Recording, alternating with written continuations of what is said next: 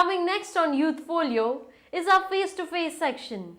In this section, we include interviews of eminent people who play an important role in the Northeast or in resolving issues of the region. Welcome to our face-to-face section. Today we are proud to have with us former Home Secretary Shri G.K. Pillai. Welcome to our show, sir. Sir, a one-man committee has been formed under your kind self to look into demands both for and against the formation of Bodoland. What is the status of the committee today? This one-man committee is set up in one sense quite late, just before the elections were announced. So obviously now there's nothing that I can do till the elections are over and the new government comes into being. So the new government will have to take again a fresh call on the commission itself. And once that is reiterated, then I would start my work. I don't think I can, I have an open mind, so I would go and meet with all the concerned interests, and I'll make up my mind subsequently. My mind is open. If we have to find a solution which is a win-win for all. See, in every, all communities have to, basically all communities want to prosper. They want to economically advance. They want to do well. They need jobs creation. They need political power. They need some empowerment.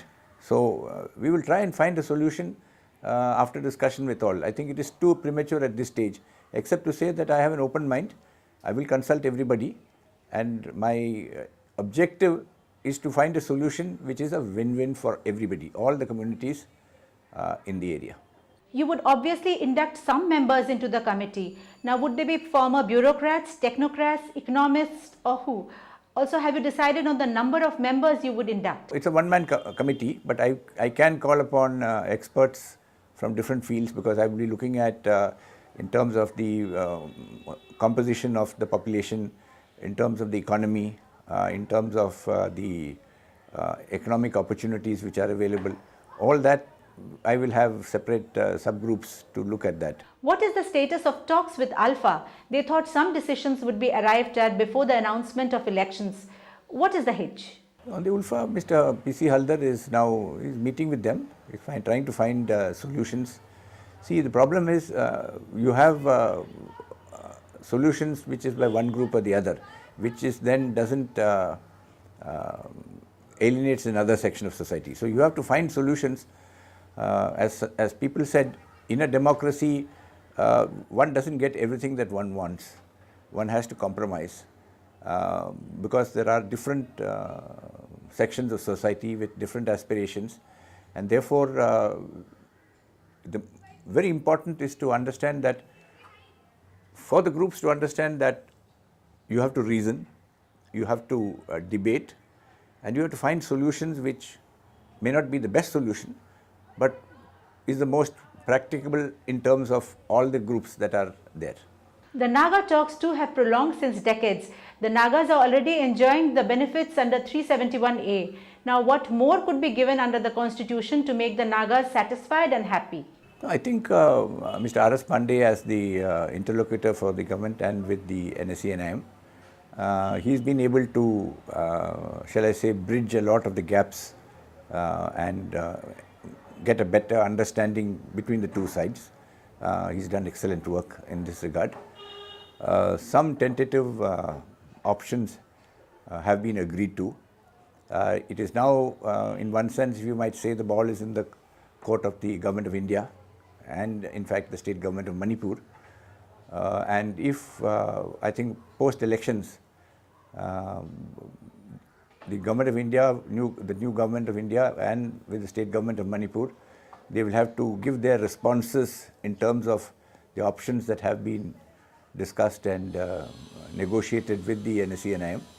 And then these options will have to be placed before the larger group, which involves the Naga state government of Nagaland, the people of Nagaland, all village councils in Nagaland, and they will all have to be a party to the final decision. What difference do you see in the Northeast today compared to the times when, say, you were the Joint Secretary or the Secretary in the Home Ministry? What I see today is, one, tremendous confidence in the youth.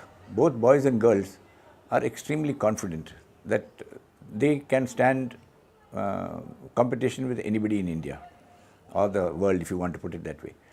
So that is extremely good. So lakhs of them have come out to other parts of India, working in hospitality industry, tourism industry, you name it, they are there. Software industry, consumer goods industry and so on. And many of them are slowly also, I think, getting into the entrepreneurial trend, and especially in the hospitality industry. Talking about Northeast people living in metropolitan cities, recently we've had a lot of protests against anti-racist behavior of locals against Northeast people. Well, what could be done in your opinion to bridge the gap? Yeah, very much more needs to be done. See, primarily because the rest of India is still not fully aware that the Mongoloid races in the Northeast are in one sense also a part of India. And that is why, you have these people, when you meet somebody says he's a chinky or he looks like somebody from outside, was a foreigner. That has to change. And that can change only, I put it as, it's going to be a long term, but it will change only when people see them more and more.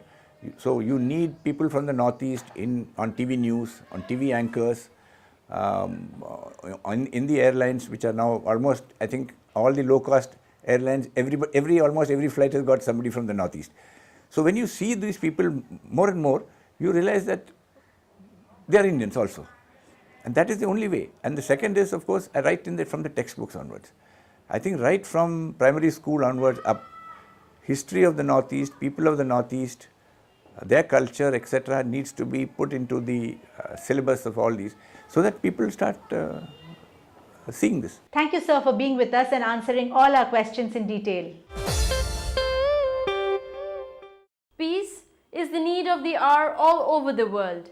Recently, Angami Krotho Delhi organized a peace concert. We bring you some glimpses of the gala event right away.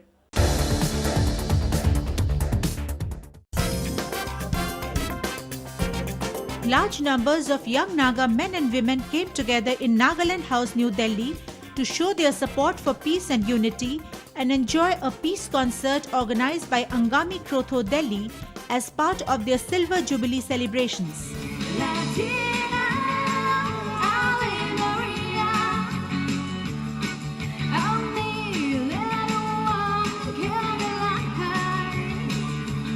The peace concert featured legendary Naga singer, composer and musician Methanali, whose multilingual songs like Darling and Kohima Te Thakia Khan are all-time favorites in Nagaland.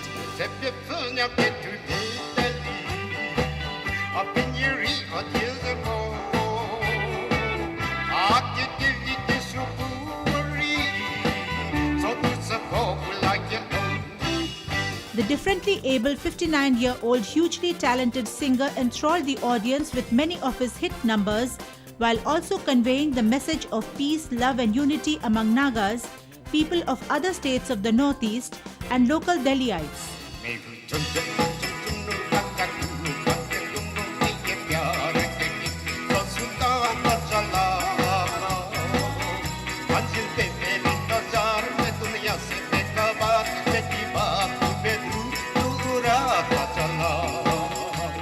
I came here to spread the message of love, peace, and unity among our Nagas, Northeast people of Delhi, through my songs and music. Taking on the stage after the hugely popular Methanali is not an easy task, but rappers Borkun Rankhal and his band hailing from Tripura kept up the electrified atmosphere and thoroughly entertained the crowds, many of who rapped along.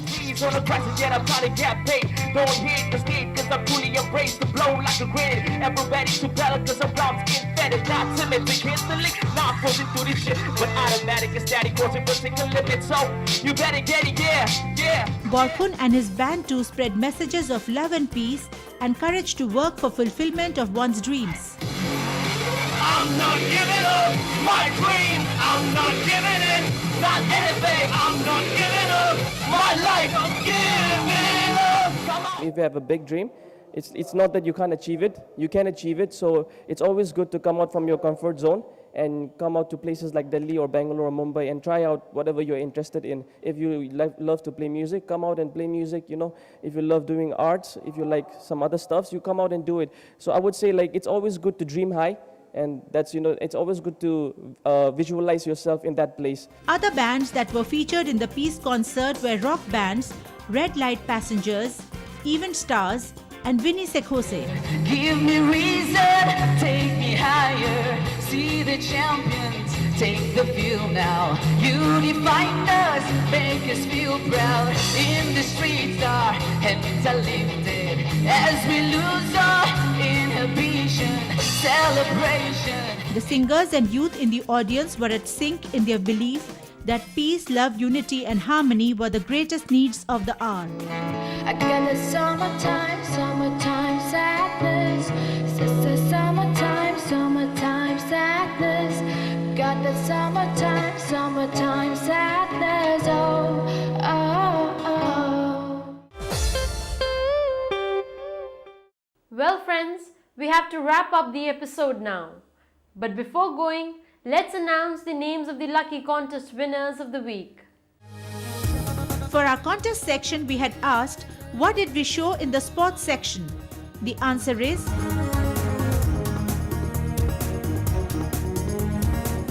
Naga Wrestling, and the winners are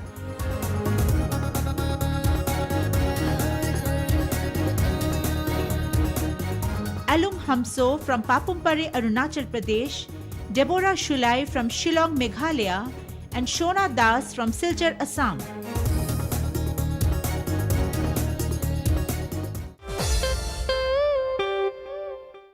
Congratulations, winners! We will dispatch your gift checks within 3 weeks' time. For others who want to take part in the simple contest section, the question this week is, what did we show in our entertainment section? Write back your answers as soon as possible to youth_folio@yahoo.com or SMS to 94354 07310. See you all next week. Until then, goodbye, take care.